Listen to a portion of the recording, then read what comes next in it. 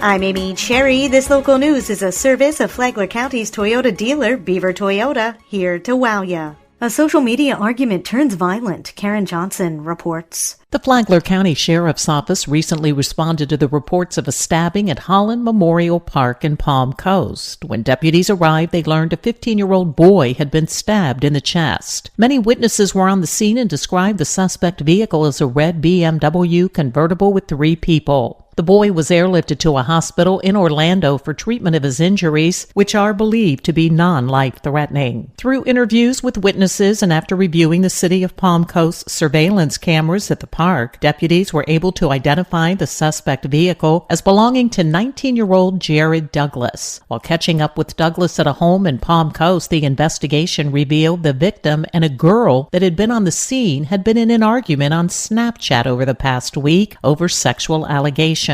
While both of them were at the park, they continued to argue on Snapchat until the 15-year-old boy approached the girl and they began to push each other. Then Jared Douglas pulled out a pocket knife and stabbed the boy in the chest. Sheriff Rick Staley. Parents, talk to your kids. This young man was fortunate that he was not more seriously injured, and another young man, age 19, is now in jail. This is not how you solve arguments and disagreements. Talk to your kids. Make sure that they know violence is not the answer. Douglas was arrested and booked into the Sheriff Perry Hall Inmate Detention Facility on $25,000 bond. For Flagler's Morning News, I'm Karen Johnson.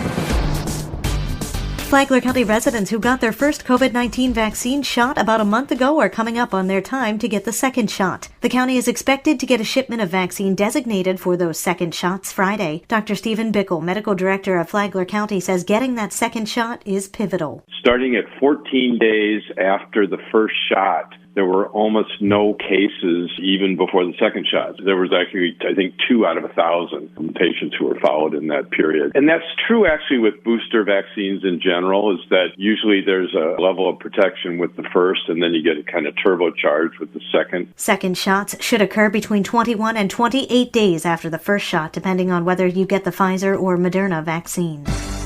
His current successor has nothing but praise for the late Tom Russell. Bobby Bosserdett has spent most of his life in Flagler County and said the man who was only there for a short time was a giant. Just to have somebody walk into Flagler County, especially at FPC, kind of got to bleed green, and to make the impact that Mr. Russell did here in our county in just a short amount of time has been super impressive, and I just always admired him, always looked up to him. Bosserdett said that he only got to work with Tom Russell for a short time, but he called him a leader and a mentor to all. Now Bosserdett is in Russell's shoes and said Russell touched him and everybody around him. Just an amazing servant leader who always put kids first and always tried to make everybody around him a better person. And Bosserdett's final thoughts on Russell? And I know he's smiling down on his entire Bulldog family right now and proud of the way that they have overcome many of the challenges that they have faced this school year. Tom Russell died of complications from COVID-19 in December. Tomorrow, how are students faring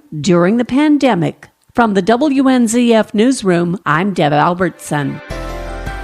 An area lawmaker is speaking out on efforts to prevent veterans' suicides. John Arking has the details. 14th District Republican State Senator Tom Wright has served in the Florida Senate since 2018, where he chairs the Committee on Military and Veterans Affairs, Space, and Domestic Security. Speaking last week at Daytona's Garage, he says the Race to Prevent Suicide, a partnership between NASCAR pro late model driver Daniel Dye and Halifax Health, is a way to create awareness and understanding of suicide in his community to help veterans suffering with PTSD. So what we're very proud to do with Daniel and his father and with Halifax is we're working on programs to bring the information to them, because we have a lot of programs, both federally and statewide, that are there, that are funded, that our veterans aren't even aware of, that can help them.